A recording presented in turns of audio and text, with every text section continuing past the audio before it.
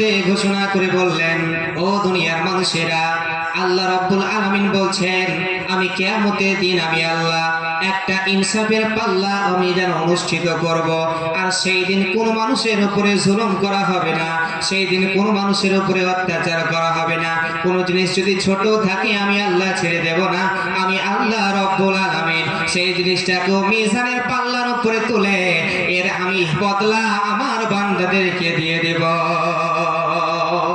হযরতে আয়েশা সিদ্দিকা রাদিয়াল্লাহু তাআলা আনহা থেকে বর্ণিত, হযরতে আয়েশা সিদ্দিকা রাদিয়াল্লাহু আনহা আমার নবী, দয়ার নবী, মায়ার নবীকে জিজ্ঞেস করলেন, ইয়া রাসূলুল্লাহ, ইয়া হাবিবাল্লাহ, নবী গো, ও নবী রাহমাতুল লিল আলামিন, এই মিজানটা কি আমাকে একটু বুঝিয়ে দেন। আমার আল্লাহর নবী, দয়ার নবী, মায়ার নবী ইরশাদ করে বলছেন, এই মিজান আমার আল্লাহ রাব্বুল আলামিন জমিন এবং আসমান সমতুল্য করে বানিয়েছেন।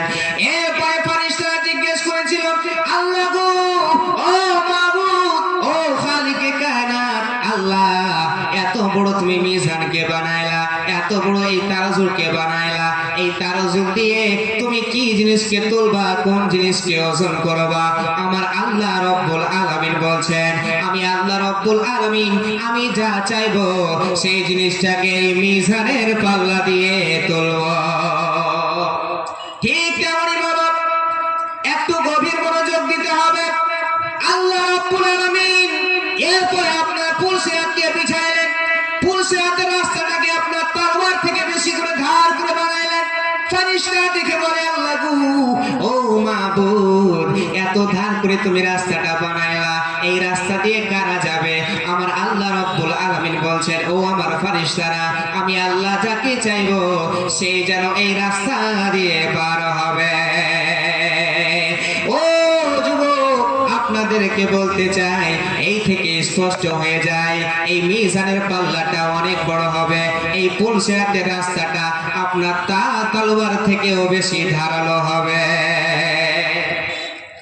এই পুলসিরাতের রাস্তাটা এত ভয়ঙ্কর হবে, আল্লাহর নবী, দয়ার নবী, মায়ার নবী রহমাতুল লিল আলামিন বলছেন, এই পুলসিরাতের রাস্তা দিয়ে যার যেমন আমল হবে সে তত স্পিডে, সে তত তেজে, সে তত বেগে আপনার পার হবে।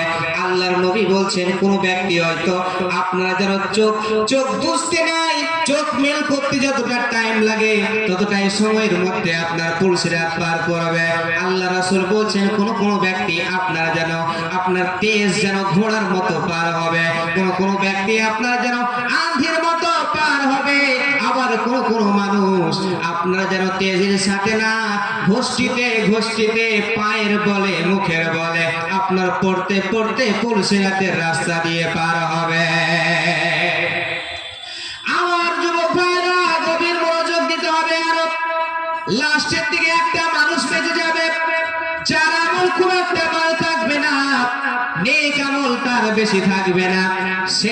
এই মানুষটা আপনার যেন আস্তে আস্তে করে পুলসিরাত দিয়ে পার হবে, আস্তে আস্তে করে পার হবে। একদিকে আপনার ডান দিকে কাত হবে, একবার বাম দিকে কাত হবে, আস্তে আস্তে করে সেই লোকটা আপনার পুলসিরাত পার করবে। সেই লোকটা বলবে, আল্লাহ গো, ও মাবুদ, তুমি আমায় নিজাত দান করো, এই পুলসিরাতের রাস্তা থেকে আমাকে পার করো। আল্লাহ রাব্বুল আলামিন বলবেন, বান্দা,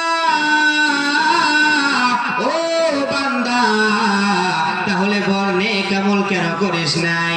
এই নামায় আমলে কেন গুনার ভাগটা বেশি দেখা যায়? সেই বান্দাটা বলবে, আল্লাহ গো, আমি তো নেকি করেছি, যতটা শক্তি ছিল, যতটা আমি পেরেছি নেকি করেছি।